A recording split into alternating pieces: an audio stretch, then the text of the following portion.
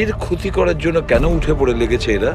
এ কি ক্ষতি করেছে ওদের? স্যার হয়তো ওই লোকটা রজনীর গ্যাংয়ের লোক হবে। কিন্তু এই মেয়েটার সাথে কিসের কানেকশন সেটাই তো বুঝলাম না।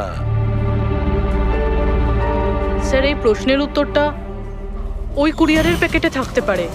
ওখানে জাপানিজে কিছু লেখাও ছিল। ট্রান্সলেট করে দেখতে হবে। আমাদের ক্ষমা করে দেবেন, আমাদের কিছু করার ছিল না। না না ঠিক আছে, আমরা বুঝতে পারছি। আমার বন্ধু এবং প্রতিবেশীদেরও এরকম ভাবেই ধমকেছে মনে হয়, মিথ্যে কথা বলার জন্য।